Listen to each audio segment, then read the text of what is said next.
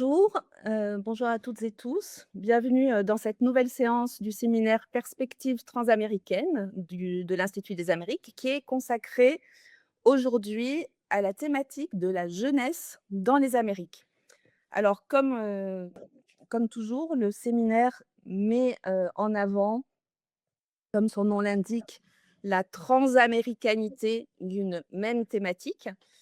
Et c'est le cas ce soir donc, pour la thématique de la jeunesse. Alors je profite, de cette, petite introduction pour préciser un certain nombre, d'éléments.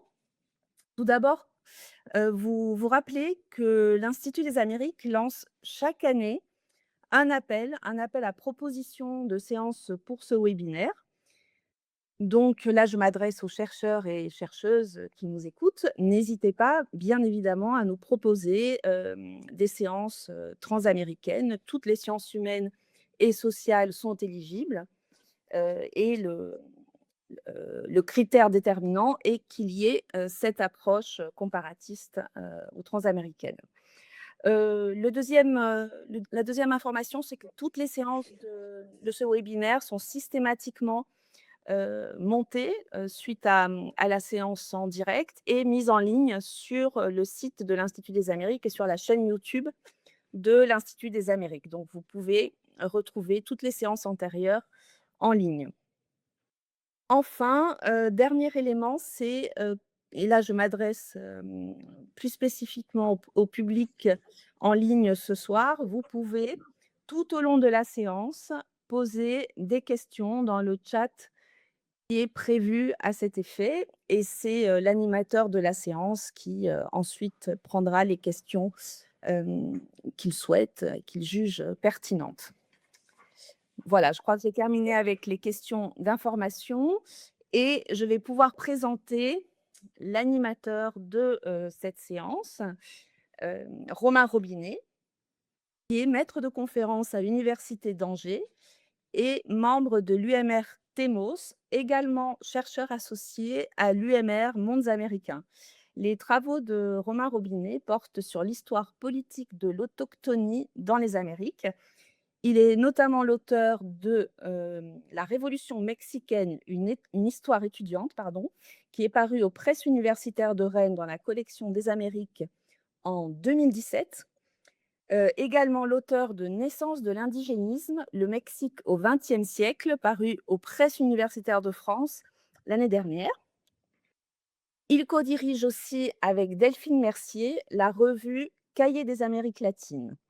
Enfin, il a également co-dirigé l'ouvrage De la jeunesse aux Amériques aux presses universitaires de Rennes, toujours dans la même collection des Amériques, qui est paru l'année dernière, dont il va être question ce soir et qui est en quelque sorte le trait d'union des invités que vous allez écouter ce soir. Je leur laisse maintenant la parole et je vous souhaite une très belle séance. Merci Diana Burgos pour cette invitation au séminaire. Merci Anna et Auger pour la coordination. Et donc, alors, les présentations que je vais faire sont évidemment liées à l'ouvrage qui nous réunit aujourd'hui, hein, de la jeunesse aux Amériques. Alors, nous avons à la fois des coordinateurs de l'ouvrage et des contributeurs. Je commence par Andrea Cabezas Vargas, qui est maîtresse de conférence à l'université d'Angers en études cinématographiques, donc qui a à la fois coordonné et contribué à cet ouvrage.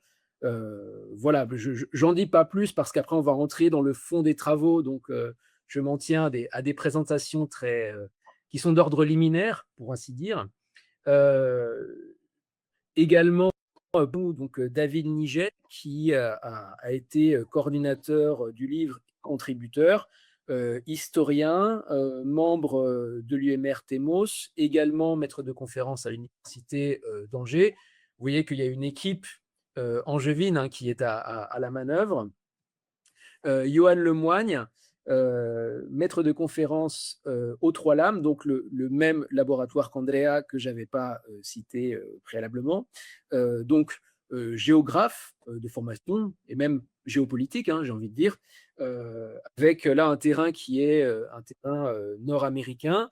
David, je ne l'avais pas cité, mais un terrain qui est plutôt canadien, et Andrea, un terrain centra-américain.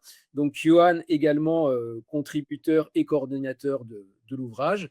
Et je termine avec Manuel Susarte, qui est lui actuellement postdoctorant à la Universidad Alberto Hurtado à Santiago du Chili, et qui travaille sur la jeunesse en perspective connectée, notamment le lien entre les États-Unis et le Chili, mais je préfère ne pas en dire plus à ce stade.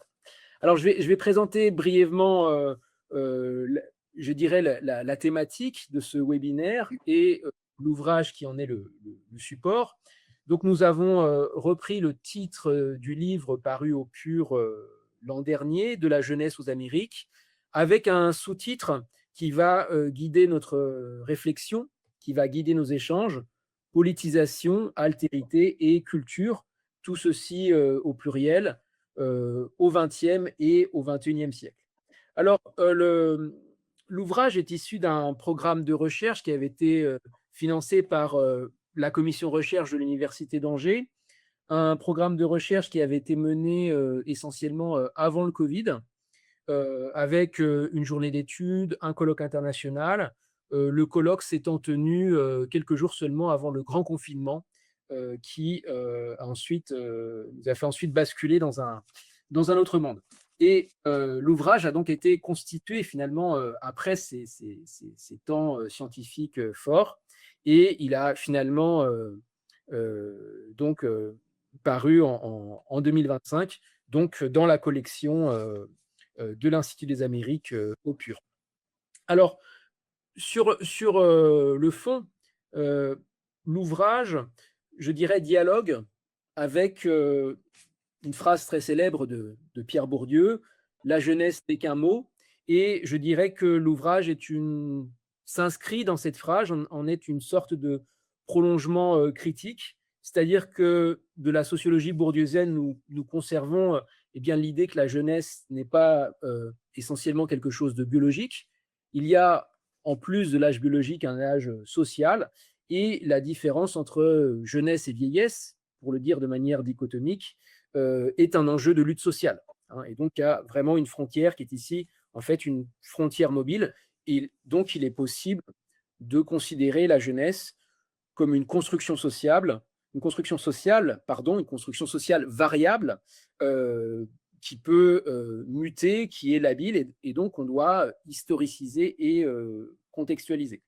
Euh, Par ailleurs, et là c'est aussi quelque chose que l'on retient de Pierre Bourdieu, et je dirais aussi de manière, c'est que la jeunesse n'est qu'un mot, certes, mais elle a quand même une force. Et donc, effectivement, elle englobe ou elle subsume toute une série en fait de groupes juvéniles qui sont voilà, qui sont différents en raison, je dirais, du triptyque classe, gender, race, c'est-à-dire que voilà, en fonction de l'origine sociale, du genre et de la race au sens sociologique du terme, eh bien, la jeunesse, c'est nécessairement une réalité composite. Néanmoins, la force de la jeunesse, c'est qu'elle peut aussi fonctionner comme facteur unificateur, hein, précisément parce qu'il y a une interconnaissance au sein de la jeunesse, il y a une porosité, et donc ce triptyque classe, gender, race est, je dirais, relativisé par la variable jeunesse, qui est aussi une variable sociale, comme le sont les trois éléments de ce triptyque. Donc, je dirais, la jeunesse est une catégorie particulière. Il y a d'un côté une forme d'invisibilisation des dominations sociales quand on emploie le mot jeunesse, mais en même temps, il y a une force sociale, une force même sociopolitique qui accompagne la catégorie jeunesse. Donc, je dirais ces éléments-là qui sont bien connus, hein, on a essayé de les mettre à l'épreuve des réalités du continent américain. Et ce que l'on peut dire de manière générale, c'est que là, la complexité sociale est très dense, parce que si on se réfère aux Amériques au pluriel, à la fois Amérique du Nord et Amérique latine, on a évidemment une très grande une très grande diversité de perspectives, et encore plus quand on se penche chronologiquement sur le XXe et XXIe siècle.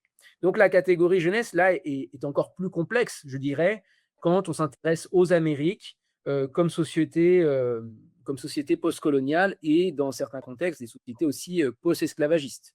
Donc, il y a une complexité qu'il faut avoir à l'esprit quand on emploie cette catégorie structurante.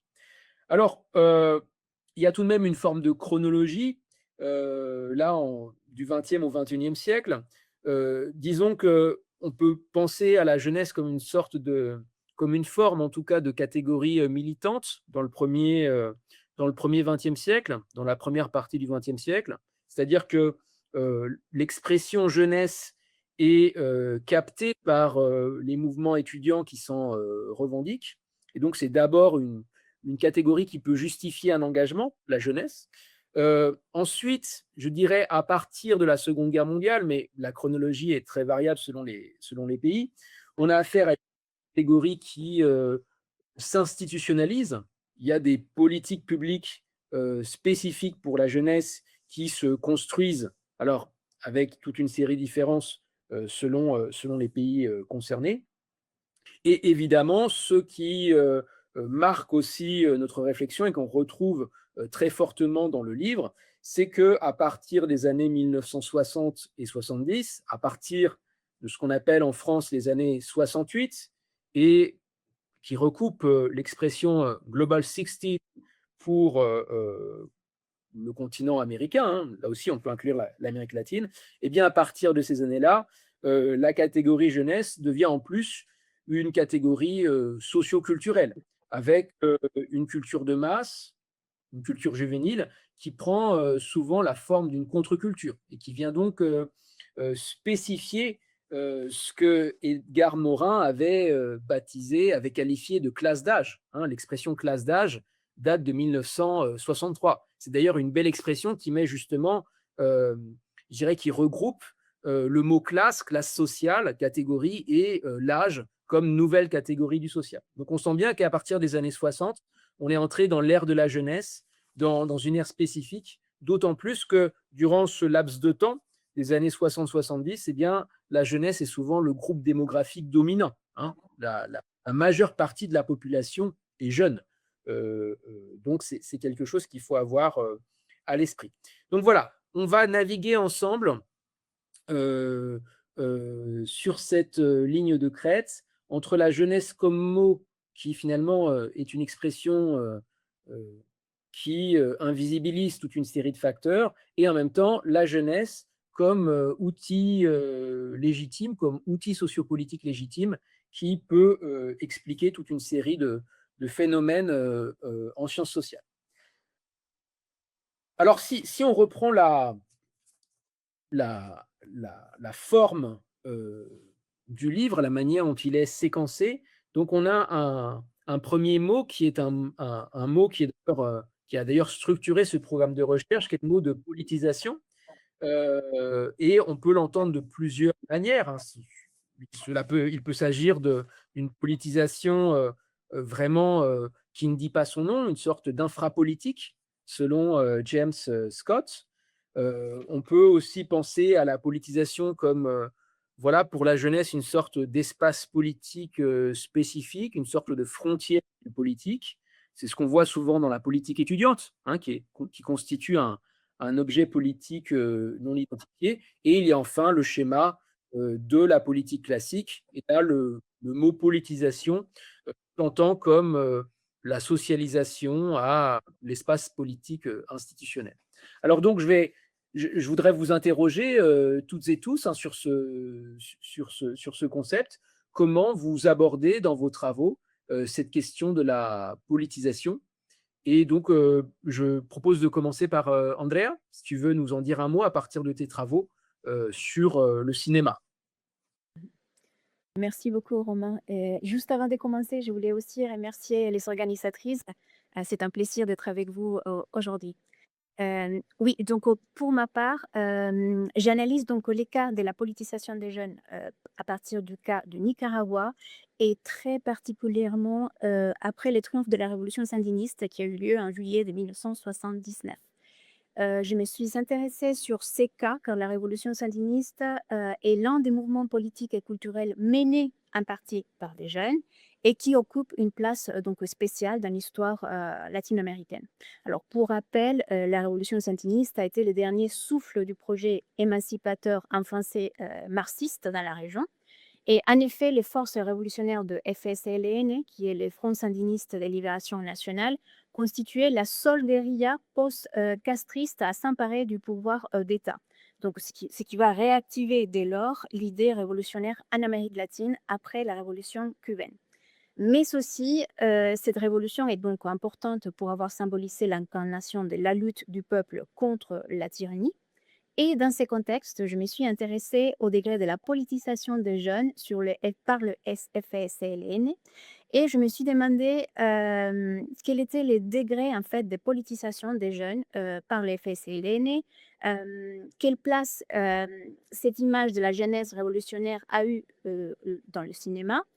Comment le cinéma contribuait-il à forger cette image donc, de la révolution sandiniste comme celle d'une révolution de la jeunesse? Et quel fut les rôles donc, qui ont joué les jeunes dans la construction de cette représentation de la révolution, autant derrière que devant les camarades? Alors, mon travail porte sur une réflexion surtout à travers l'analyse de l'image, parce que je travaille sur les cinémas, et notamment donc sur l'image cinématographique. Je me suis également appuyée sur les témoignages des jeunes à l'époque, et très particulièrement, j'ai fait des entretiens réalisés à des jeunes cinéastes, donc je me suis appuyée particulièrement sur ces entretiens pour travailler cette idée de politisation. Et dans un premier temps, je me suis intéressée à la notion de la jeunesse comme objet, c'est-à-dire à partir notamment d'une image qui a parcouru le monde entier, celle d'un groupe de jeunes qui a abattu les statues d'Anastasio Somoza Garcia, donc c'est-à-dire le chef de la dynastie Somoza, qui était monté sur un cheval, et donc les jeunes ont abattu cette image, cette statue. Donc cette image a parcouru le monde entier et ces monuments est devenu donc un symbole très fort de la révolution, mais les jeunes se sont emparés donc de cette image. Alors, cette image fut immortalisée, évidemment, et fut partagée par notamment la presse internationale. Et aussitôt, la révolution sandiniste est devenue associée à l'image de ce qu'on appelle los muchachos, c'est-à-dire les jeunes jeunes. La jeunesse devient donc l'espoir de tout un pays, c'est-à-dire l'espérance d'un changement, d'une nouvelle société, d'une nouvelle structure sociale aussi. Euh, et donc, cette image va être reconstruite, comme je vous le disais, à travers d'abord par la photographie, après à travers les cinémas. Et les études filmiques m'ont permis donc d'identifier une certaine esthétique et un récit qui était dominant dans la plupart des films que j'ai pu étudier, et où on constatait notamment cette idée d'objet, où les jeunes étaient vraiment des objets, et notamment lorsqu'on parle de cinéma, c'est-à-dire l'objet du regard. Dans un deuxième temps, je me suis focalisée sur la notion plutôt de la jeunesse comme sujet, c'est-à-dire de l'action en croisant les références historiques, mais aussi les témoignages des jeunes. Donc, dans cette notion, se dégage l'idée d'une jeunesse historiquement impliquée, donc impliquée dans la vie politique et sociale, parfois même malgré elle, c'est-à-dire malgré elle impliquée dans cette idée de la politique. Et lors du triomphe de la Révolution, la jeunesse nicaraguayenne a répondu favorablement et massivement à l'appel qui a été fait par la junte de gouvernement afin de reconstruire la société. Donc les jeunes sont soumis à la cause et vont prêter leurs bras, leurs forces, leur savoir-faire dans de nombreuses tâches et des fonctions destinées donc dans un premier temps à ce qui était la campagne d'alphabétisation, mais aussi à d'autres tâches comme la récolte du café, du coton, aux journées nationales de santé, assurer aussi la sécurité nationale, alimenter aussi les rangs de l'armée révolutionnaire afin de combattre les contrats, etc. Et donc, dans un contexte très euphorique, d'une nouvelle opportunité de travail vont ressurgir, on voit donc une nouvelle époque qui va ouvrir donc aux jeunes les possibilités de reconstruire la société et de faire partie de cette société. Et donc, dans ces contextes, un petit groupe issu de l'élite du pays vont créer, avec le soutien de l'FSLN, ce qu'on appelle INCINE, l'Institut national de cinéma nicaraguayen en 1979. D'ailleurs, il faut savoir que la création de cet institut, c'était une des premières politiques culturelles de la Révolution, et notamment en lien avec le modèle cubain. Je reviendrai un petit peu plus tard. Je me suis donc là, pour terminer, je me suis intéressée à étudier non seulement les jeunes comme objet cinématographique, mais aussi comme sujet, autant donc devant que derrière les caméras.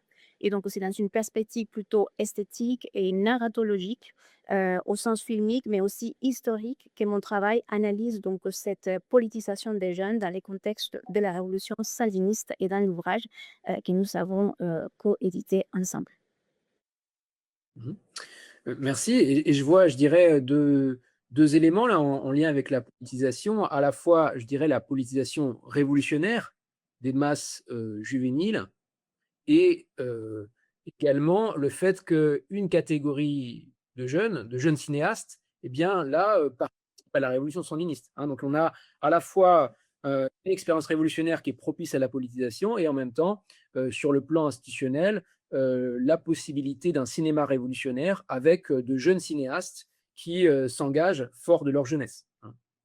Alors David, de ton côté, toi, comment travailles-tu ce terme de politisation? Est-ce que c'est plutôt l'infrapolitique te concernant, par rapport à la jeunesse déviante et notamment aux jeunes filles, dans le cas, du Canada?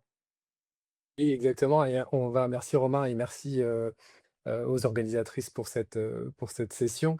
On va faire un saut géographique et repartir droite au nord du continent pour s'arrêter à Montréal. Mon chapitre dans mon chapitre de l'ouvrage examinait la prise en charge des jeunes filles délinquantes devant la justice des mineurs, qui s'appelle alors la Cour du bien-être social à Montréal, entre 1945 et 1970. J'ai travaillé à partir des archives judiciaires conservées à la Bibliothèque aux Archives nationales du Québec, qui sont à la fois des dossiers individuels, des rapports d'expertise psychiatrique et psychologique, des correspondances entre les jeunes, les juges, les travailleurs sociaux.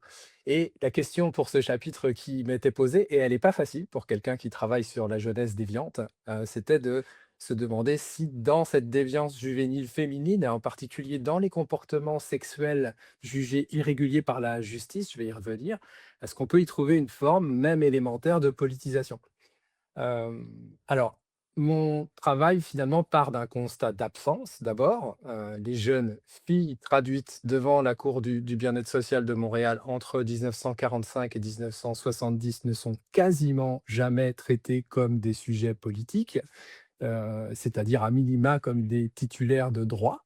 Les archives les donnent à voir le plus souvent comme des êtres vulnérables, comme des êtres parfois pathologiques, j'y reviendrai, et de manière générale comme des personnes soit à protéger, soit à corriger, souvent les deux à la fois, mais rarement comme des actrices dotées d'une conscience des rapports de pouvoir auxquels elles sont confrontées.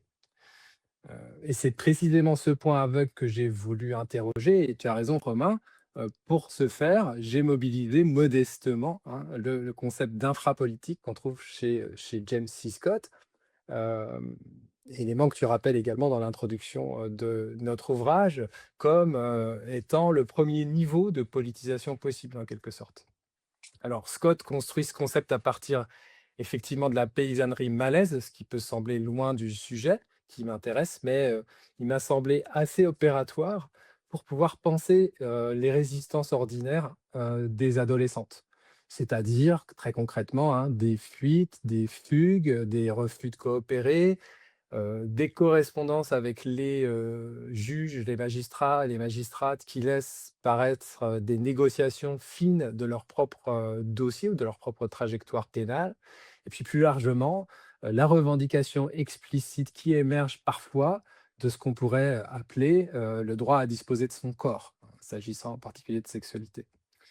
Alors, je prends dans mon papier un certain nombre d'exemples qualitatifs, hein, je peux m'arrêter sur celui de Carole, alors j'ai changé évidemment les prénoms, qui est placée en institution dans les années 70 pour insoumission à l'égard de sa mère, notamment avec des enjeux de sexualité derrière, de fréquentation d'un garçon que sa mère ne veut pas voir dans les parages.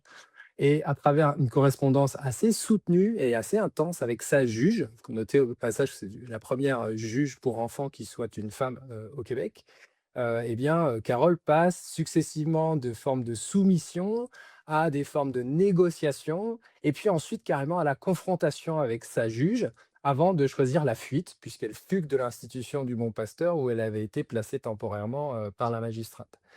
Et ce répertoire discursif m'a intéressé.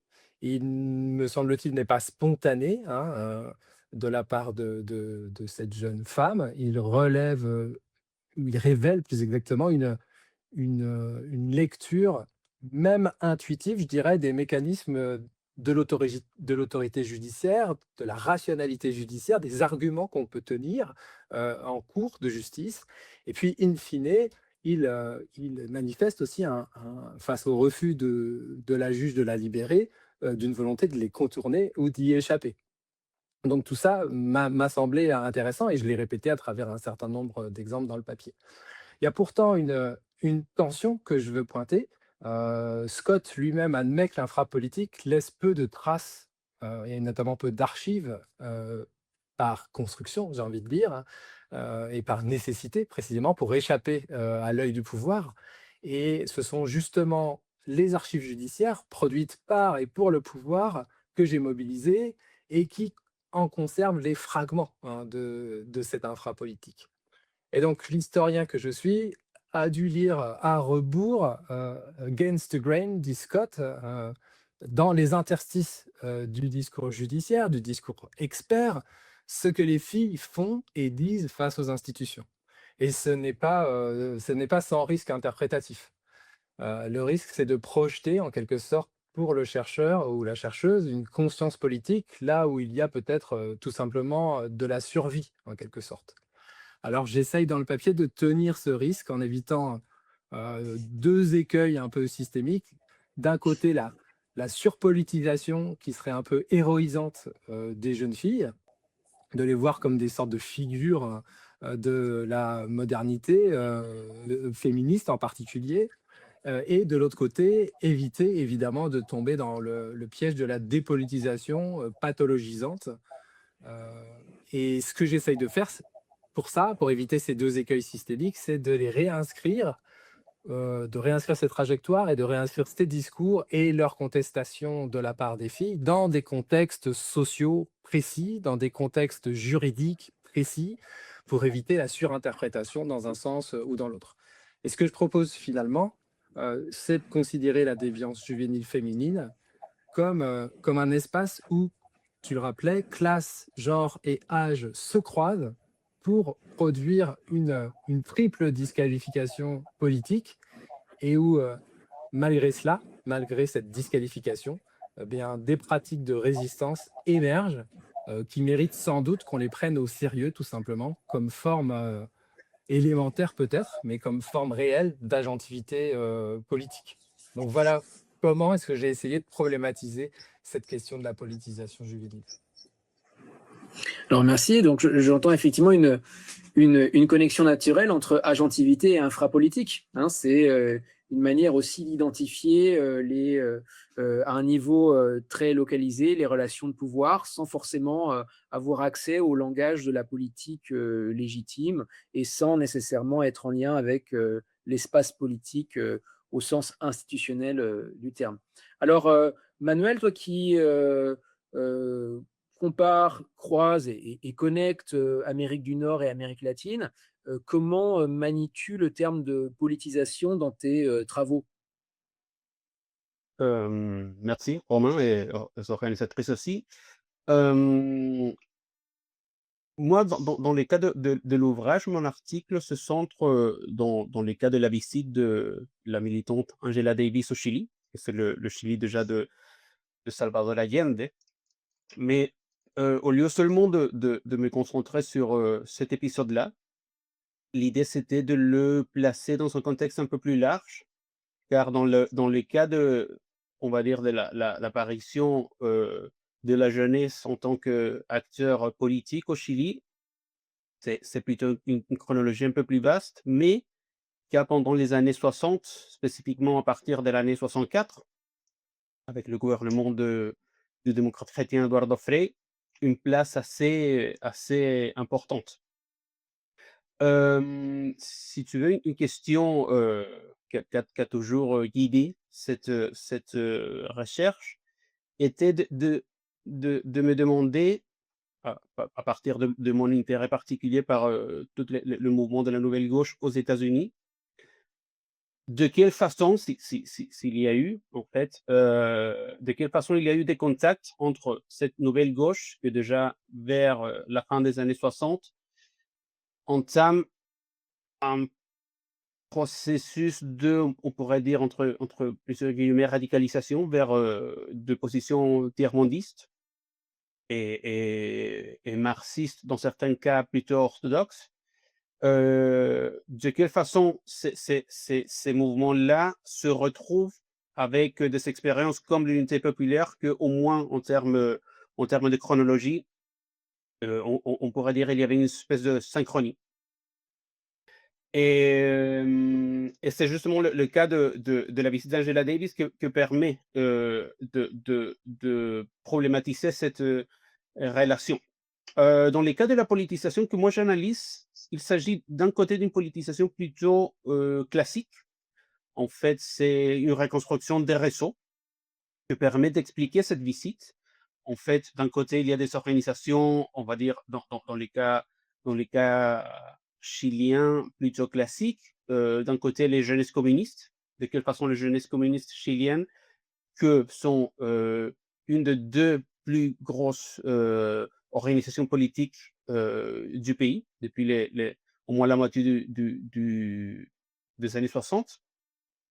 D'autre côté, des organisations plutôt liées au gouvernement, que déjà à partir du gouvernement d'Eduardo Frei, en fait, le gouvernement crée des entités gouvernementales pour traiter des sujets proprement jeunes, comme par exemple le gouvernement de l'unité populaire joue un rôle aussi pour accueillir cette visite. Et un troisième type d'organisation, c'est les organisations internationales. En fait, dans ces cas-là, il s'agit de la Fédération mondiale de la jeunesse démocratique, et c'est euh, une organisation internationale liée au monde socialiste, qui avait son siège à Budapest, et en fait, que va coordonner la campagne de solidarité envers Angela Davis depuis son incarcération au début des années 70, et que va en fait coordonner plusieurs visites de Angela Davis à Cuba, au Chili et dans l'Europe de l'Est à partir de sa libération en 72. Mais aussi d'autre côté, en fait, moi je m'intéresse à une politisation, on pourrait dire, à partir des causes transnationales en fait de l'époque.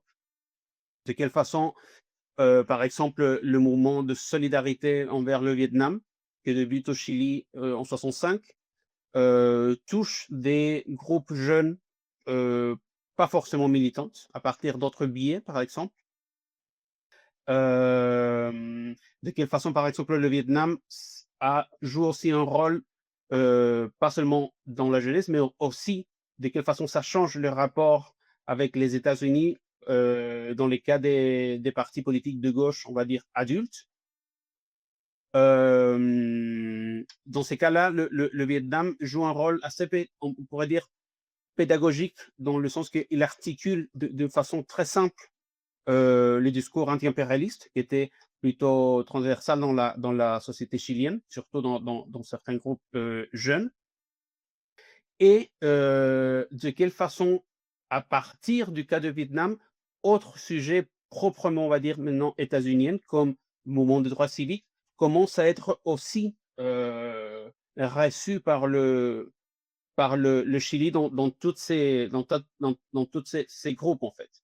Et cette réception des mouvements de droits civiques, en fait, est assez variée. Enfin, selon le groupe politique, plutôt centre, anti-marxiste ou plutôt de gauche marxiste et ou révolutionnaire, en fait, ça va être des différentes facettes de ce mouvement de droits civiques. Ça peut être le pacifisme, par exemple, de Martin Luther King. Ça peut être le nationalisme noir, en fait, plutôt proche de Black Panthers ou des variantes plutôt comme celui de Angela Davis, plutôt lié au monde du Parti communiste. Donc je m'arrête là. Donc ça, ce seraient mes deux façons de développer l'aspect de politisation des jeunesses.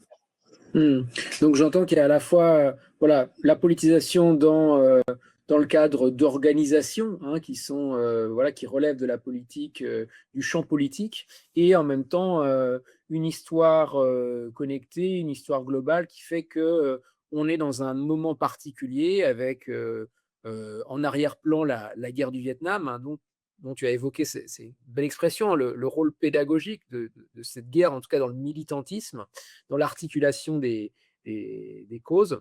Et donc, on est à la fois donc, dans la politisation institutionnelle et dans la politisation aussi révolutionnaire, en tout cas liée à un moment qui peut être lu comme une séquence révolutionnaire, avec différents pôles, différents modèles, aussi bien que le cas de la guerre du Vietnam, le cas des droits civiques, la scène proprement politique chilienne, qui se voit ainsi en interaction.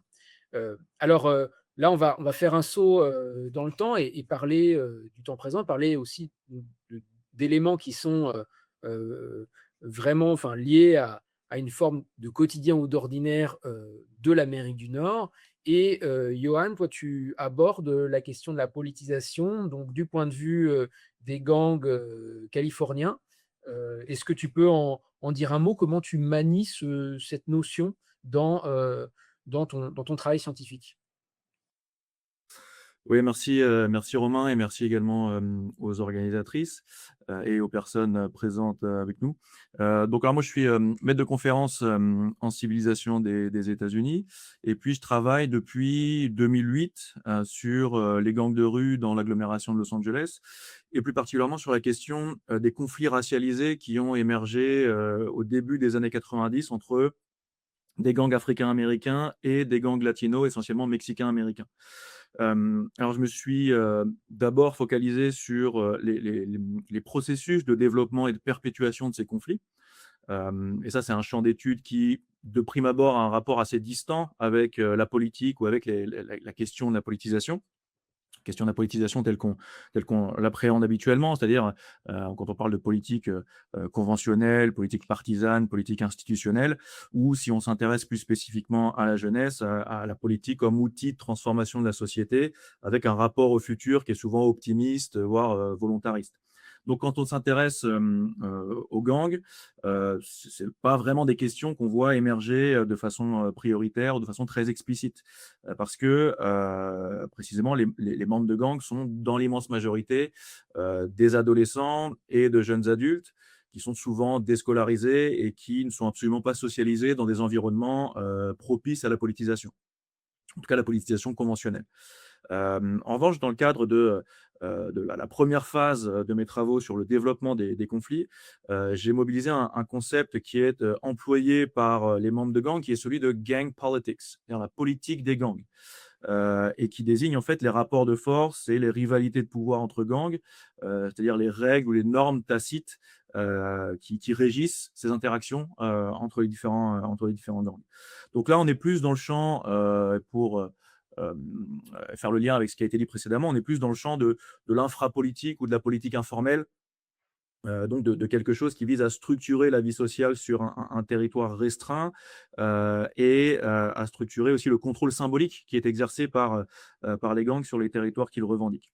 Donc ça, c'était un peu la première phase de mes travaux. Et en revanche, la deuxième phase de mes travaux que j'ai entamé un petit peu avant de travailler à la rédaction de l'article donc publié dans l'ouvrage dont on parle aujourd'hui. Cette deuxième phase analyse l'émergence de nouvelles modalités de résolution des conflits racialisés entre gangs, des nouvelles modalités qui sont développées et qui sont implémentées, qui sont mises en place par les membres de gangs eux-mêmes. Et donc, le titre de mon article, du chapitre, donne un peu le ton puisqu'il s'intitule Jeunesse racisée, jeunesse marginalisée, jeunesse dépolitisée avec un point d'interrogation, repenser les gangs de rue états-uniens comme vecteur potentiel de politisation. Et donc, dans l'article, je m'efforce de questionner le consensus qu'on trouve dans la littérature scientifique et qui présente généralement les membres de gangs comme dépourvus d'agentivité et de conscience politique. Alors, c'est une idée qui est pas complètement fausse, hein, puisque, bon, je l'ai dit un petit peu tout à l'heure, les membres de gangs ne se distinguent pas particulièrement par leur niveau de politisation, a fortiori à Los Angeles pour diverses raisons. En revanche, il y a des exemples à travers l'histoire qui montrent que précisément les gangs peuvent être des vecteurs de politisation de la jeunesse. Alors, ça a été le cas dans les années 60, pendant le mouvement pour les droits civiques. Ça l'a aussi été pendant un temps à Los Angeles en 1992, dans le contexte des émeutes qui ont éclaté après l'acquittement des policiers impliqués dans le passage à tabac de Rodney King, cet homme africain-américain qui avait été tabassé donc par plusieurs policiers. La scène avait été filmée par un riverain et ça avait fait un scandale national et international.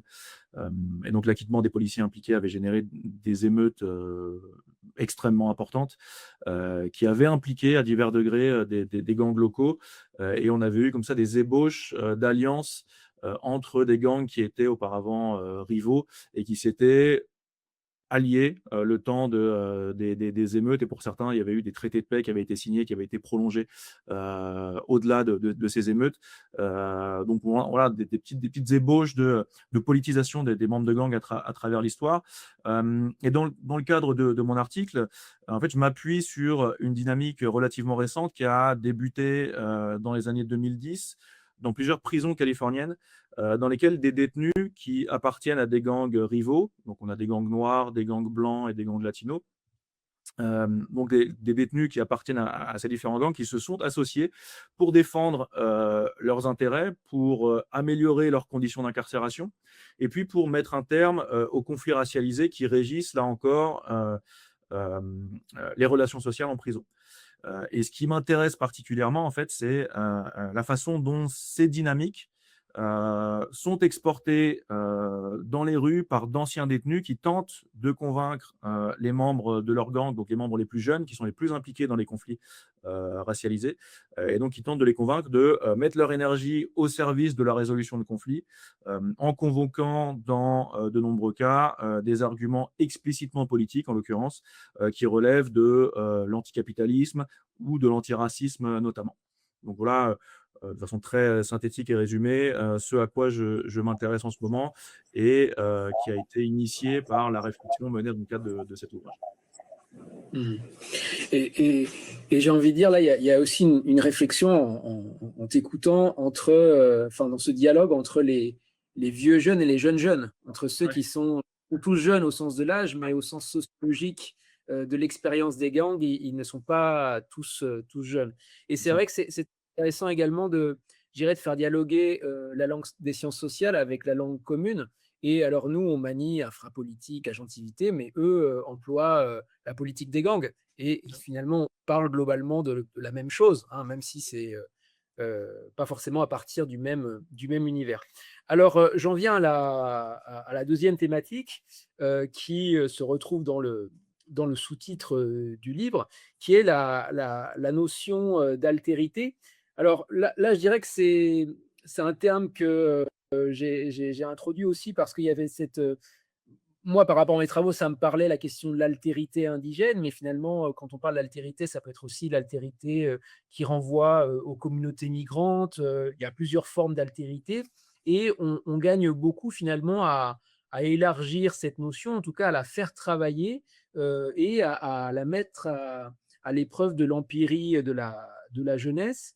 Donc, la question que je vous poserai, c'est finalement quelle est la part d'altérité dans la jeunesse que vous appréhendez? Est-ce que cette jeunesse est une sorte de grand autre interne?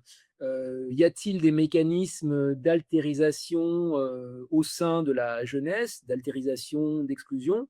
Ou au contraire, hein, est-ce que la jeunesse finalement n'est que l'identique de la société adulte, hein? Est-ce que, il y a une forme d'identicité entre, jeunes et vieux? Ou est-ce qu'on est dans le registre de la différence? Donc, Andrea, toi, dans tes travaux, est-ce que les jeunes sont des autres ou les jeunes sont, correspondent à la même chose finalement que, la réalité démographique, du Nicaragua? Alors, pour répondre à cette question, c'est une question qui est assez complexe. Je dois dire que dans notre ouvrage et notamment dans mon chapitre, je suis le propos de Levi Smith qui considère en fait que la jeunesse est une construction, bah, tu l'as déjà dit, un roman dans l'introduction un petit peu, donc c'est une construction sociale qui apparaît, développe au sein de la société. Il est indissociable des contextes socio-historiques, politiques, culturels, idéologiques dont elle est finalement le produit. En effet, donc la question «Les jeunes sont-ils des autres?» nous renvoie à une réflexion sociologique, sur la manière dont une société catégorise et distingue certains groupes. Donc nos expériences sociales sont façonnées donc par cette manière dont nous sommes, connectés aux autres, et l'idée d'un autre signifie, d'être perçu comme différent, c'est-à-dire, hem, par rapport à un autre groupe, dans les cas qui me secouent aussi, donc les adultes. Et comme le souligne l'ensemble des travaux de notre ouvrage, me semble-t-il, j'ai essayé de les démontrer dans mon chapitre, et comme Pierre Bourdieu l'a déjà très bien dit, la jeunesse n'est pas une, réalité homogène.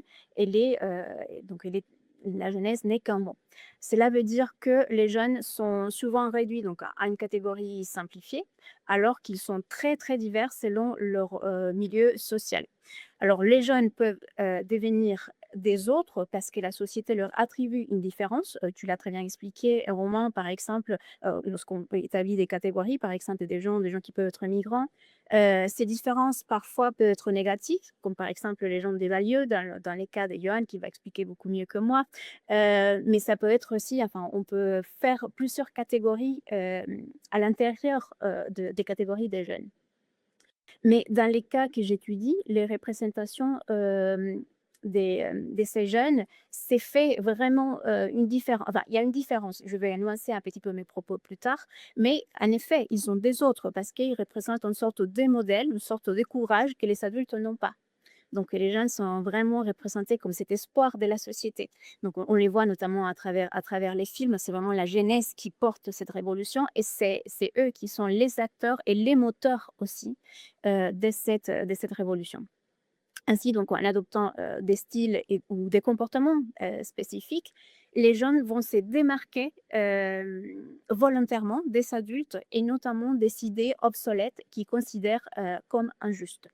Donc oui, pour répondre à la question, oui, les jeunes peuvent être considérés comme des autres lorsqu'ils sont perçus comme différents, mais aussi lorsqu'ils sont stéréotypés ou marginalisés. Mais je souhaite, comme je le disais tout à l'heure, nuancer mes propos, car pour répondre également à la question, je dirais que non, en fait, les gens sont fondamentalement des autres, car ils sont, enfin, on peut pas complètement les considérer comme des autres parce qu'ils font partie de cette société. Ils partagent de nombreuses normes, voire dans les cas de Nicaragua, par exemple, des responsabilités que les adultes. Donc oui, il y a un intérêt, il y a une idée de vouloir se détacher des adultes, mais on les considère parfois aussi comme des adultes. Notamment, je parle du cas du Nicaragua. Ce qui est certain, c'est que les jeunes peuvent devenir des autres dans les regards sociaux, à travers notamment des processus de catégorisation, comme tu l'expliquais à l'introduction de cette question, mais aussi lorsqu'on va les stigmatiser ou le représenter pardon, d'une manière différente au sens de la culture. Mais donc, je pense que, en tout cas, dans les films que j'ai pu travailler, mais aussi dans les contextes socio-historiques nicaraguayens, je pense qu'il y a vraiment cette complexité Donc à la fois, ils sont différents, ils sont des autres, mais à la fois, ils font partie. Donc c'est vraiment très complexe de faire une distanciation nette entre ils sont des autres ou ils ne le sont pas. Oui, ils le sont, mais ils le sont à travers les regards qu'on porte sur eux et notamment la manière dont on va les filmer, par exemple. Donc là, c'est quelque chose qui est très intéressant et qui mériterait d'être développé, mais puisqu'on n'a pas le temps, je vais m'arrêter là pour laisser la parole à mes collègues. Oui, et j'invite celles et ceux qui peuvent consulter l'ouvrage à lire ton chapitre où justement il y a tout un aspect sur la mise en scène des jeunes, du corps juvénile dans ce cinéma révolutionnaire. Hein, c'est quelque chose ici qui est aussi une manière de représenter effectivement une altérité qui à la fois est différente, en même temps qui est un modèle, qui est la chair de la révolution. Alors, David, dans ton cas, j'imagine forcément ces mauvaises filles, pour reprendre le titre d'un ouvrage que tu as publié avec Véronique Blanchard, c'est l'altérité avec un A majuscule. Ah, oui, en tout cas, c'est comme ça qu'elles sont perçues et c'est ce que j'ai essayé d'interroger, là aussi dans mon papier, ce que j'ai pu identifier, c'est que les jeunes, filles, traduites devant la cour, juvénile sont des autres, à un double titre, donc un A majuscule, mais aussi un A au carré. Et ce redoublement, en quelque sorte, est au cœur de mon analyse.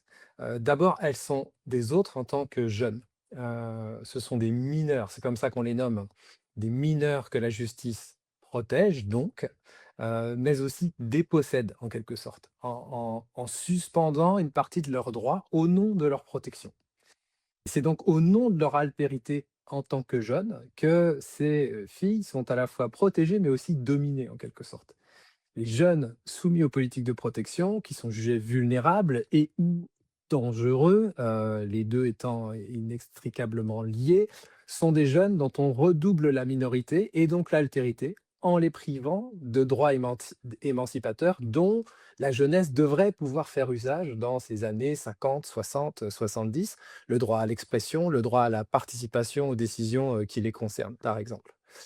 Et on voit bien que, comme tu le dis dans l'introduction du livre d'ailleurs, Romain, que la jeunesse est une catégorie dominée, traversée elle-même par des rapports de domination. Au Québec, en particulier, l'augmentation de la majorité pénale de 16 ans à 18 ans en 1942 a permis l'élargissement de la prise en charge judiciaire spécialisée et dite protectionnelle des jeunes, mais elle a en même temps restreint le droit de ces jeunes à être défendus ou à voir leur opinion prise en compte dans la procédure judiciaire. Et ces éléments font précisément d'ailleurs débat, même si j'ai pas le temps d'en parler beaucoup dans le papier, mais ils font précisément débat dans les milieux judiciaires et éducatifs dans le Québec des années 60 et 70, ce qui conduira à une grande réforme législative de la protection de la jeunesse en 77, justement pour leur réattribuer des droits, bien qu'ils soient jeunes, en quelque sorte. Hem, mais le deuxième critère d'altérité dans mon papier, c'est le fait que, ces mauvaises filles, comme, tu dis, sont des autres en tant que filles précisément, en tant que femmes. Et c'est là que l'altérité se complique et qu'elle devient fondée sur, l'âge, mais aussi sur le genre. Ces adolescentes des classes populaires, puisque ce sont principalement des filles des classes populaires, sont assignées par le système, judiciaire à un espace privé ou réassigner un espace privé, la famille, la domesticité, la maternité, qui leur est destiné, et qui est, cet espace privé est en lui-même le lieu d'une domination que la justice va reproduire plutôt qu'elle ne va chercher à la corriger. Donc je prends quelques exemples là aussi, de trajectoires ou de figures, qui ressortent de mes archives, hein.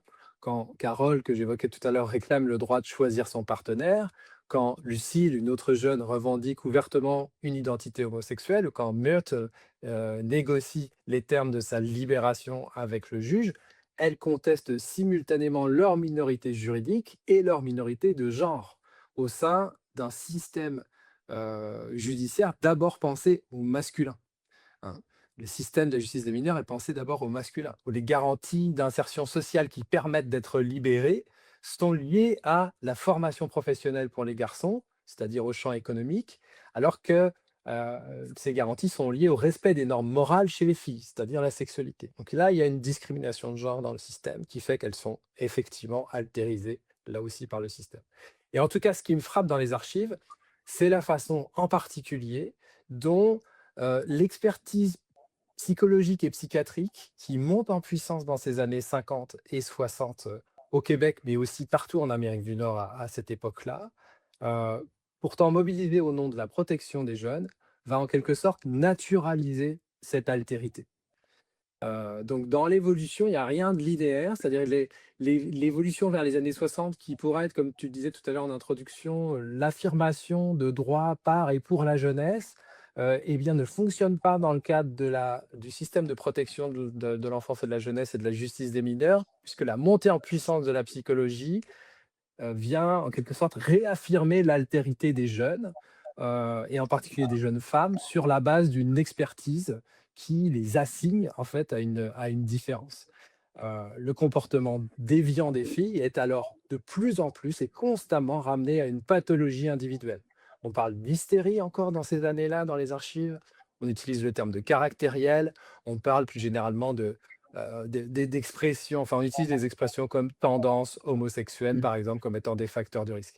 Et en faisant cela, l'expertise, en quelque sorte, dépolitise ce qui pourrait être lu comme une revendication et réinscrit ces jeunes filles dans une altérité radicale, pas seulement différente des adultes, mais déviante au sens quasi ontologique, en fait. Et donc, je termine là-dessus, il y a un paradoxe intéressant ici, et je reboucle avec la première question que tu posais, hein. C'est précisément parce qu'elles sont construites comme des autres que leur résistance reste invisible comme geste politique. Reconnaître leur dimension politique, c'est en quelque sorte refuser de les maintenir dans cette altérité et c'est leur restituer une pleine appartenance à la communauté des sujets politiques, ce que leur époque, en quelque sorte, leur avait dénié. Mhm. Donc c'est vraiment là aussi une histoire intersectionnelle, hein, avec ces variables, âge, genre, classe, qui se croisent et qui font qu'on a affaire à des dominés, alors au carré, au cube, en tout cas à un croisement de plusieurs formes de domination. Manuel, dans ton travail, dans ta contribution, Angela Davis, elle, est-elle voilà, une figure de l'altérité, ou comment appréhendes-tu l'altérité en lien avec la jeunesse? Oui, dans mon cas, oui, l'altérité, surtout l'altérité raciale, et pour reprendre le terme des acteurs là, est au centre justement. Parce que faut pas oublier que malgré être bon, un pays latino-américain, hein, le Chili se pense, surtout aux années 60, mais on pourrait dire même aujourd'hui, un pays blanc, en fait, un pays que n'a pas, et je mets les guillemets, le problème racial que d'autres pays de la région subissaient. C'est même des expressions qu'on retrouve couramment dans, par exemple, les analyses géopolitiques que font les États-Unis sur le Chili, en fait. Une des caractéristiques qu'a le Chili qui explique cette stabilité, c'est tout à fait la uniformité raciale de son pays, qui n'a pas ce type de tension. Donc, dans le cas de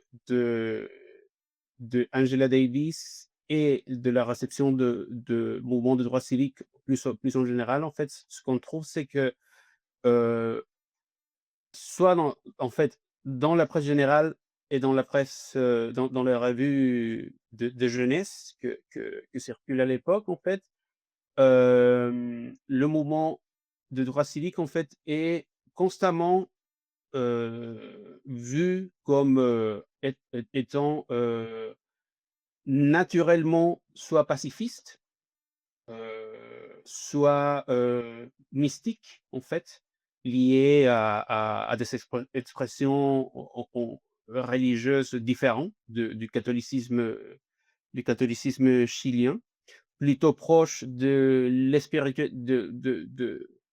spiritualité, en fait.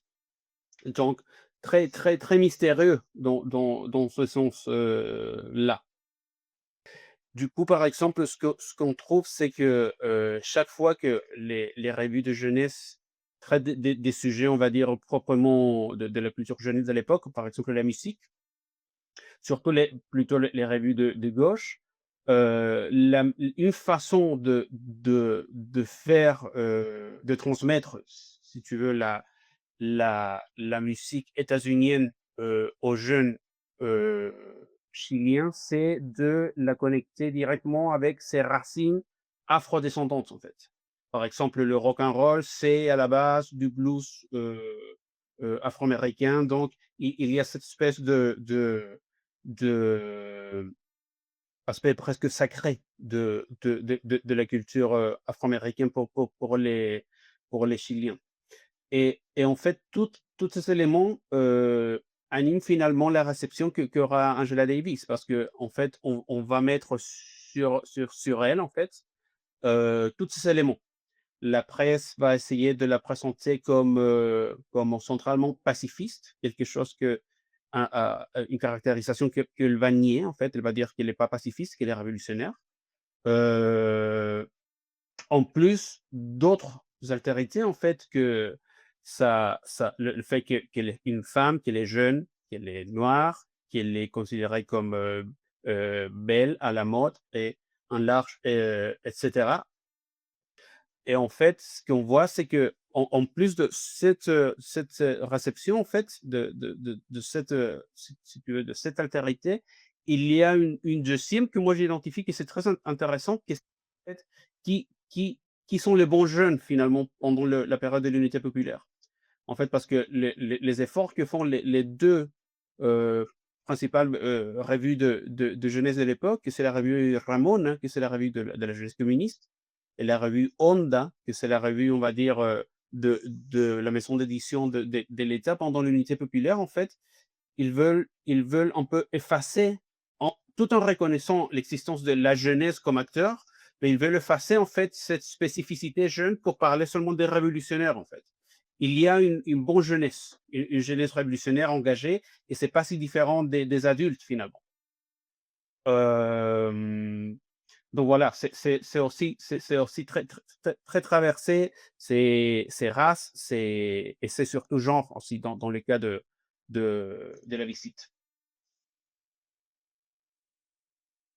Alors, Johan, toi, l'altérité, c'est la manière dont on perçoit les gangs dans la société nord-américaine. Ouais, c'est ça. Donc alors oui, cette question de l'altérisation des jeunes, alors c'est une question, intéressante à laquelle, bon, il est un peu, difficile de répondre comme ça parce que en fait, je me la suis jamais véritablement posée ou en tout cas, j'ai commencé à y réfléchir que très récemment. Parce qu'en fait, même si les acteurs, des dynamiques et des processus que j'étudie sont essentiellement des jeunes, j'ai pas axé ma réflexion sur ce qu'être jeune signifie ou sur ce que signifie, le fait d'être jeune, sur ce qu'est la jeunesse et cetera. Je me suis plutôt concentré d'un point de vue, théorique et conceptuel sur la race et le racisme que sur la jeunesse. Mais évidemment, bah, la jeunesse, c'est une caractéristique importante, de ces acteurs et je la mobilise, surtout de façon descriptive pour, expliquer que les membres de gangs sont, très majoritairement des jeunes garçons qui sont âgés de 12 à 24 ans en moyenne, et que, la période à laquelle ils intègrent, un gang, c'est-à-dire l'adolescence, c'est une période qui est très particulière, une période lors de laquelle on est confronté à un ensemble de transformations physiques, psychologiques, et sociales, qui ont des conséquences importantes sur, en fait, le besoin qu'ont une grande partie de ces jeunes de se sentir appartenir à un groupe, qui en l'occurrence fait souvent office de famille de substitution. Et on a souvent tendance à considérer les gangs comme, des organisations criminelles extrêmement structurées, ce qu'elles ne sont pas dans l'immense majorité des cas. On a aussi tendance à considérer, les membres de gangs comme des assassins en puissance, ce qui ne le sont pas dans l'immense majorité des cas, non plus. Mais ce qui est intéressant par rapport à la question de la jeunesse, c'est que, la formation des gangs et le fait d'intégrer un gang répondent à un besoin de sécurité chez ces jeunes, qui sont souvent issus de familles, en grande difficulté sociale, dans lesquelles il y a par exemple beaucoup de violence. Donc il y a un double phénomène d'attraction-répulsion, qui rend rationnel, le fait d'intégrer un gang. C'est-à-dire que, on est poussé à fuir une sphère familiale qui est souvent caractérisée par une grande promiscuité et par des violences physiques, des violences verbales, des violences émotionnelles, etc. Et on est attiré par le sentiment de camaraderie et la protection physique et émotionnelle que procure le gang et qui est accessible en fait à quelques mètres seulement de votre habitation. Donc la question de la vulnérabilité de la jeunesse est importante, mais dans mon cas, je j'étudie pas n'importe quelle jeunesse. C'est-à-dire que je m'intéresse à une jeunesse qui est confrontée à ce que l'anthropologue James Diego Vigil a appelé la marginalité multiple. C'est-à-dire que ce sont des jeunes qui sont marginalisés d'un point de vue social, d'un point de vue géographique, qui vivent dans des quartiers de relégation, mais également d'un point de vue racial. Ce sont des personnes racisées. Donc, quand on pose la question, les jeunes sont-ils des autres, qui est une question volontairement très générale, il faut évidemment se demander de quels jeunes on parle. Et en l'occurrence, je m'intéresse à une jeunesse en marge, mais en marge de différentes façons, d'où la nécessité d'adopter une approche intersectionnelle qui va permettre de mieux appréhender la façon dont les différents types de marginalisation et donc les discriminations qui y sont associées se combinent et ont des conséquences sur le fait d'intégrer ou non un gang, sur la façon qu'auront les jeunes de se comporter une fois qu'ils auront intégré le gang, etc. Donc, est-ce que les jeunes sont des autres?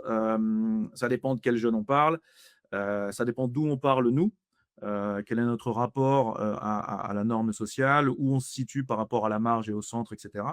Et ça dépend également de la société dans laquelle on évolue. Et clairement, dans les sociétés occidentales, capitalistes, etc., les jeunes hommes pauvres, racisés, vivant dans des quartiers de relégation stigmatisés et qui intègrent un gang, encore une fois de façon très rationnelle parce que ça facilite concrètement leur existence, ces jeunes hommes-là sont clairement altérisés, au sens où ils sont exclus du projet national, où ils en sont considérés comme des espèces des excroissances malignes, une espèce de tumeur, quand ils ne sont pas tout simplement animalisés.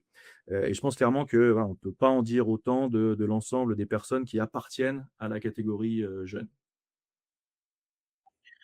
Oui, en fait, ce qui me frappe dans ce que tu décris, c'est vraiment plus que le mot altérité qui pourrait être superficiel finalement, c'est un processus d'altérisation, hein, Ça. un cheminement qui fait que réellement il y a une transformation et qu'on peut devenir l'autre extrêmement dangereux, barbare animal hein, pour la société qui est la société environnante. Alors, pour la dernière question, là, je vais essayer d'intégrer les questions qui ont été posées dans le chat. Alors voilà, vous répondez en fonction de vos travaux et vous développez ou non en fonction de ce qui vous parle. Alors, je dirais déjà la troisième grande question que j'allais vous poser, c'est par rapport au dernier titre, au dernier sous-titre, pardon, de l'ouvrage, la culture, enfin les cultures au pluriel, et une interrogation finalement sur la jeunesse, les jeunes comme, alors d'abord des objets de représentation. Ça, je pense que c'est quelque chose qui traverse beaucoup de vos analyses, mais aussi des sujets et donc des producteurs culturels à un moment donné, donc où on entre quand même dans une ère de la culture juvénile et on a toujours un juvénilisme qui est à la source des renouvellements des cultures de masse. Alors, à cette question générale sur les cultures, j'ajoute donc les questions qui ont été posées. Alors, Diana Burgos demande voilà, s'il y a des dynamiques de politisation qui sont transversales à l'échelle des Amériques, donc entre Amérique du Nord et Amérique latine. Est-ce que le mot jeune, la catégorie jeune, est mobilisée par les jeunes en question? Est-ce que les jeunes eux-mêmes reprennent cette étiquette ou cette catégorie? Robert Boyer voudrait avoir plus d'éléments sur la notion classe sociale qui n'aurait pas été mise suffisamment en valeur et j'ai presque envie de le rassurer parce qu'il y a aussi toute une contribution sur la jeunesse ouvrière argentine hein, dans l'ouvrage, mais Jean-Baptiste Thomas qui en est l'auteur n'est pas là pour en parler. Et Gabriel de Carvalho Sanchez alors, nous demande dans quelle mesure le conformisme, alors conformisme apparent des jeunes face aux normes, face aux attentes sociales, peut être interprété alors comme une soumission ou plutôt comme une forme de résistance, une stratégie de leur part. Voilà, donc je vous laisse répondre alors très brièvement parce qu'on doit rendre l'antenne un petit peu avant 18h30 et que je vais repasser la parole à Diana Burgos pour la conclusion. Alors Andrea, je t'écoute pour ces dernières considérations. Merci Romain. Oui, en effet, on doit s'arrêter, alors je rappelle au cas où, il faut s'arrêter à 18h28, c'est ce qu'on nous a demandé. Alors donc je vais essayer d'intégrer, quelques réponses, donc à la question, ou aux différentes questions, à la question principale et aux différentes questions. Alors, pour ma part, je me suis focalisée sur l'idée des cultures, juvéniles au sens où l'entend, le sociologue Pierre Bourdieu et l'anthropologue David Lebreton. Autrement dit, je me suis intéressée donc à la classification des groupes définis, donc à la lumière de ces théories. Comment les jeunesses sont des ensembles ou intègrent des pratiques et des significations, donc produites par les jeunes, influencées donc par les milieux sociaux et qui servent à construire leur identité, voire à exprimer une forme des contestations sociales. Donc ça répond un peu à la question par rapport à la classe. J'ai pas eu trop le temps de le développer dans les questions précédentes, mais en effet, la question de la classe se pose et dans l'ouvrage, il se pose largement, dans mon chapitre aussi, mais bon, je n'avais pas eu le temps de le développer. Appliquée donc au cinéma, cette réflexion est abordée de façon plutôt esthétique, par exemple, et nuancée aussi. L'image a ses propres codes au niveau de l'analyse et de la représentation de ces différents groupes. Ça dépend de qui va donc filmer ces jeunes. Donc, s'ils sont filmés, par exemple, la jeunesse est filmée par les jeunes, on va constater un désir de vouloir gommer les différences culturelles, par exemple, les différences sociales aussi, alors que lorsqu'il s'agit des adultes qui filment les jeunes, j'ai constaté plutôt l'idée de faire de la différenciation entre les classes aisées et les classes populaires. Et notamment, là, pour répondre aussi à la question d'Ediane, donc on voit comment les États-Unis, par exemple, dans certains films nicaraguayens de l'époque, sont vus comme un contre-exemple justement l'engagement politique. Ils montrent plutôt les jeunes comme complètement désengagés, les jeunes américains, états-uniens. Donc il y a vraiment donc une distanciation au sens de la jeunesse nicaraguayenne de l'époque vis-à-vis de la jeunesse américaine. Je me suis donc centralisée sur la question, comme je vous disais, de l'esthétique culturelle pour montrer comment ces jeunes étaient représentés et notamment enfin, les cultures et ces différentes cultures. Donc, on voit qu'il y a une manière de s'habiller, par exemple. Il y a des caractéristiques physiques qui reviennent notamment dans les films. Donc, c'est les jeunes qui sont minces, avec les cheveux longs, un petit peu longs, barbudos, enfin, avec... j'ai oublié la barbe. Euh, est-ce Oui. Oui, la barbe aussi, oui, voilà. Et on les montre donc très courageux, donc à l'image notamment de El Che Guevara. Donc pour synthétiser donc cette idée de la représentation de ces cultures, on voit que dans ces films, et notamment dans les cinémas révolutionnaires, il met en scène des jeunes qui contestent les normes sociales, politiques et culturelles. Les gens sont représentés ne sont pas représentés comme neutres socialement. Ils sont vraiment avec une identité sociale et politique vraiment et nettement définie et acceptée. Les cinémas montrent suivant donc des jeunes issus des milieux populaires ou marginalisés dont les pratiques culturelles deviennent donc les marqueurs d'une position sociale. Et pour conclure, donc on voit que de façon générale, la jeunesse est montrée comme un acteur central du changement politique, un symbole d'émancipation et de contestation, un groupe qui invente de nouvelles formes de vie collective, mais aussi dans le sens de la liberté. Et dans les films que j'ai pu étudier, la culture juvénile mise en scène est celle de la jeunesse révolutionnaire qui se caractérise par la mise en scène de leurs pratiques culturelles comme outils politiques à travers notamment la musique, les langages, le style, donc la façon de s'habiller, la façon même de se tenir, de parler et notamment leur engagement social. Et je vais m'arrêter là. Et donc c'est donc une captation par le régime sandiniste de cette culture de masse juvénile, de la manière dont les jeunes se présentent à ce moment-là dans les années fin 70, début 80. Donc, alors David, pour toi, qu'en est-il de la notion de culture et éventuellement par rapport aux autres questions qui ont été posées dans le chat? Ah ouais, je vais commencer par dire, Romain, que je suis relativement hostile à l'idée que la déviance relèverait d'une culture, a priori. La déviance est d'abord à mes yeux, et c'est comme historien du social que je parle, comme un effet de la stigmatisation sociale dont sont victimes les jeunes des classes populaires précisément, qui peuplent les tribunaux pour enfants, laquelle est bien une justice de classe, hein, pour répondre à une question du chat qu'on n'a pas nécessairement le temps de développer ici. Et pourtant, à bien y regarder, en y réfléchissant de nouveau pour préparer ce séminaire, je crois bien qu'il y a une culture dans ces archives des tribunaux pour enfants, pas au sens d'une subculture déviante, qui est un terme utilisé par les sociologues nord-américains d'après-guerre et que j'ai étudié par ailleurs comme effectivement une façon de singulariser et de stigmatiser ces jeunes, mais plutôt une culture comme un ensemble de pratiques, de codes et de représentations partagées qui organisent les manières dont ces jeunes filles auxquelles je m'intéresse s'inscrivent dans une relation de pouvoir et négocient leur situation. On pourrait donc parler d'une culture politique plutôt, à mes yeux, en tout cas d'une culture liée au pouvoir.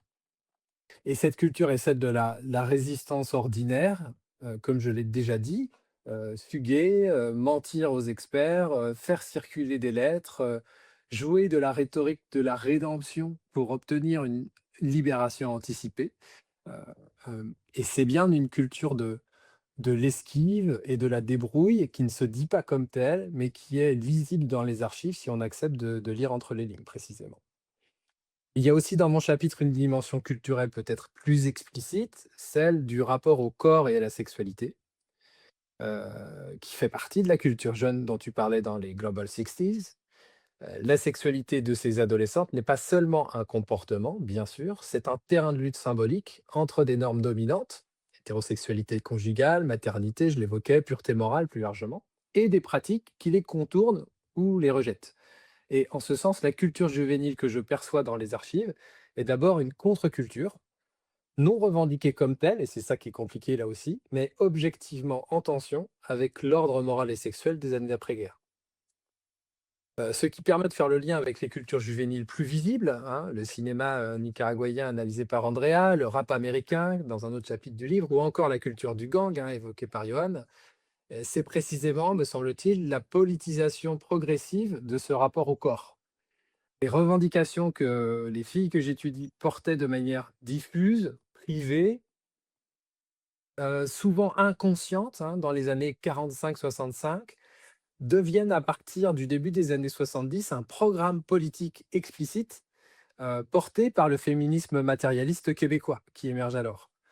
Et c'est, ce discours que porte en particulier le journal Québécoise Debout que j'évoque à la fin de mon article. Il y a donc une continuité culturelle entre l'infrapolitique de ces adolescentes anonymes et la culture politique féministe qui émerge ensuite. Je ne dirais pas que l'un découle de l'autre, en quelque sorte, mais en tout cas, il y a une continuité culturelle et historique entre ces discours qui se structurent autour d'un argument simple, hein, mon corps m'appartient. Même si effectivement cette continuité n'est pas linéaire et si elle n'est certainement pas perçue comme telle par les actrices elles-mêmes et en particulier par les adolescentes. Et encore moins Mmh. par les féministes d'ailleurs. Et c'est en ce sens que je parle d'une possible politisation des corps féminins, c'est le titre de mon article, hein, non pas comme un programme en quelque sorte, mais comme un processus historique dans lequel des pratiques culturelles marginales deviennent à terme des formes de ressources politiques en quelque sorte. Mmh. Très bien, donc là, il y a un point de convergence entre la culture au sens anthropologique du terme et des cultures qui se constituent aussi dans le temps, mais voilà, comme la culture de masse qui relève d'un autre registre. Donc, culture au pluriel. Est-ce que, Manuel, toi, les cultures au pluriel, là, ça a un sens dans la période que tu analyses? Oui, bien sûr. En fait, la représentation des jeunes, surtout dans la presse, presse générale et presse des jeunesses pendant les années 60, suit, je pense, un schéma assez classique, en fait. On passe de fin des années 50, début des années 60, de discours de panique morale, en fait, de penser que la jeunesse est naturellement, le terme qui est utilisé en espagnol, je ne sais pas s'il a la même traduction en français, mais c'est colérique en fait. Il y a un côté de violence presque atavique pour les jeunes. Et au fur et à mesure de l'avancement de la décennie, et surtout pendant le gouvernement de Salvador Allende, l'image de la représentation, on va dire, des jeunes qui est mobilisée est plutôt, on pourrait dire, hybride en fait. Malgré que certains groupes de gauche ont une moralité, on va dire, un peu plus presque carré, que c'est généralement le Parti communiste. Le Parti communiste va être toujours très réactionnaire à l'idée de l'existence d'un pouvoir jeune, des lectures, on va dire, du type Marcus, par exemple, ils vont être très critiques, en fait, par exemple, de mai 68. Ils vont l'appeler un mouvement, bon, petit bourgeois à la base. Mais déjà, pendant l'unité populaire, en fait, il y a un effort de créer une représentation juvénile un peu plus hybride, dans le sens qu'on peut être jeune, on peut suivre des modes étrangères, on peut être à la mode en général, et on peut plutôt, on doit être révolutionnaire en même temps. Donc, on le pense plutôt comme des termes pas, pas explicite en fait, étant donné toujours la centralité de l'aspect, on va dire, révolutionnaire. Par rapport les autres questions très rapidement, par exemple, si la catégorie de jeunes est mobilisée dans les cas de mon article, en fait, oui, la presse des jeunesses l'utilise, mais ce que c'est intéressant, c'est que Angela Davis l'utilise pas en fait.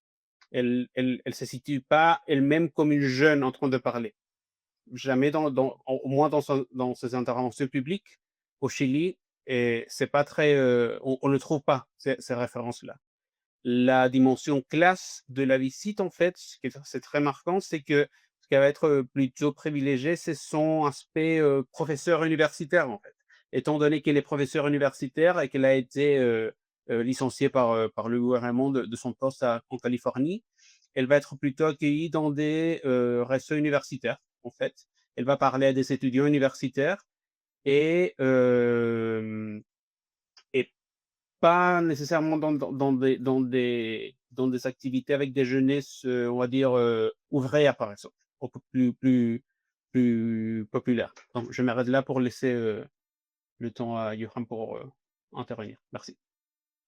Alors merci. Alors Johan, le terme de culture au pluriel, a-t-il un sens spécifique dans ton travail? Oui, alors j'essaye de merci, Manuel pour, de m'avoir laissé un peu de temps. J'essaie de bon, je fais rapidement. Je fais référence à la notion de culture, de 2 façons différentes dans mes travaux. Tout d'abord, encore une fois, de façon très descriptive, quand il s'agit de décrire des éléments constitutifs de ce qu'on peut appeler la culture des gangs ou la culture de la rue qui, par définition, est une culture juvénile. Donc ça inclut tout un ensemble de normes, de pratiques, de valeurs qui régissent le fonctionnement interne des gangs, mais également la façon dont ils interagissent entre eux. Et ça, c'est très important à comprendre parce que ces interactions entre gangs, et notamment les interactions violentes, sont au cœur des préoccupations citoyennes dans les territoires concernés et aussi au cœur des discours politiques et sécuritaires qui s'emparent de ces préoccupations. Et puis, deuxièmement, j'utilise la notion de culture, d'une façon plus traditionnellement ethnographique ou anthropologique, c'est-à-dire la culture pensée comme, étant la base de l'ethnicité, donc quelque chose qui relève là encore des normes, des valeurs, des coutumes d'un groupe donné, mais d'un groupe qui est constitué sur les bases d'une origine et d'une ascendance commune plutôt que, d'un groupe affinitaire comme peuvent l'être les gangs. Et ça, c'est quelque chose que j'ai beaucoup plus approfondi d'un point de vue conceptuel et théorique parce que je travaille sur la question des relations interraciales et des relations interminorités. Donc, ce qui m'intéresse tout particulièrement, c'est, en tout cas, ce qui m'a intéressé dans le cadre de ces travaux, c'est le concept d'acculturation. c'est-à-dire le phénomène de convergence culturelle entre des groupes ethno-raciaux et nationaux différents qui sont au contact les uns des autres sur un même territoire. Et ce qui m'a particulièrement intéressé pour essayer de comprendre le déclenchement des conflits racialisés entre gangs à Los Angeles, c'est ce qu'on appelle la succession ethnique ou la succession raciale, c'est-à-dire la modification et en l'occurrence l'inversion du rapport de force numérique entre une communauté majoritaire sur ce territoire depuis des décennies, c'est-à-dire les Africains-Américains, et l'ancienne minorité, pardon, les Latinos, qui sont devenus majoritaires depuis la fin des années 90 dans un contexte d'augmentation très importante des flux migratoires. Et donc, dans ce contexte, la population latino a énormément changé puisqu'elle était, dans les années 90, constituée majoritairement d'immigrés récents qui n'avaient pas le même système culturel que les latinos des décennies précédentes, qui, eux, étaient ce qu'on appelle des chicanos, c'est-à-dire des Mexicains américains dont les familles résidaient sur le territoire états-unien depuis des générations, et qui avaient donc une proximité culturelle plus importante avec les Africains américains. Donc j'essaie de réfléchir à ces questions en prenant en compte ce qu'on appelle les générations d'immigration et les conséquences que ça a sur la capacité des membres de gang à modérer des conflits émergents et à éviter ou non qu'ils prennent une dimension raciale. Et je remets, pour terminer tout ça en perspective, en pensant ces interactions dans un cadre plus général qui prend en considération la stratification raciale aux États-Unis et au Mexique, en essayant de réfléchir à la façon dont des conflits racialisés hyper localisés s'inscrivent dans une histoire longue de racisme et de suprématie blanche, qui est donc une histoire à la fois transnationale et transcoloniale. Moi, je m'arrête à 28 pile. Merci, merci Yon. Alors, je passe la parole à Diana. Merci infiniment à vous 5 pour avoir respecté aussi scrupuleusement le temps imparti et surtout pour cette séance passionnante, vraiment très stimulante. Merci aussi à Romain Robinet pour sa modération que j'ai trouvée très fluide et dynamique. Et je rappelle donc que l'ouvrage dont il était question, enfin auquel vous avez contribué, il s'intitule De la jeunesse aux Amériques, est paru l'année dernière aux presses. Ah, le voilà, oui. Et voilà. On a essayé de mettre la photo, mais on n'avait pas une photo en bonne résolution.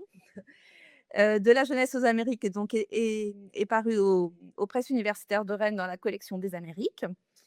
Et je profite aussi de ce temps de conclusion pour attirer votre attention sur un autre appel en cours qui concerne le renouvellement du visuel de notre séminaire Perspectives transaméricaines. Voilà, comme vous le voyez là sur l'affiche qui est en ligne, il s'agit depuis plusieurs années d'un mural de Diego Rivera. Mais là, nous avons lancé un appel. Alors, qui sera peut-être, qui pourra intéresser peut-être davantage les plus jeunes pour faire le lien avec notre séance, puisque nous attendons des photos de terrain qui puissent être assez représentatives de la transaméricanité. Alors, c'est pas si simple, mais n'hésitez pas. Alors, je ne sais pas s'il y a des photos dans votre ouvrage, je ne me souviens pas. Il y en a quelques-unes? Oui, Romain? Il y a beaucoup de visuels dans l'ouvrage. C'est en noir et blanc, malheureusement, mais il y a une grande quantité de documents iconographiques. Ah, c'est bien. Donc il y en a peut-être qui peuvent faire l'objet donc de cette répondre à cet appel. En tout cas, voilà, j'attire votre attention là-dessus. Et enfin, je vous dis au revoir puisque c'était la dernière séance du cycle du séminaire de cette année et évidemment le séminaire reprendra à la rentrée prochaine. Donc encore merci et à bientôt et bonne soirée. Merci beaucoup. Bonne Au revoir. soirée. Merci. Gracias.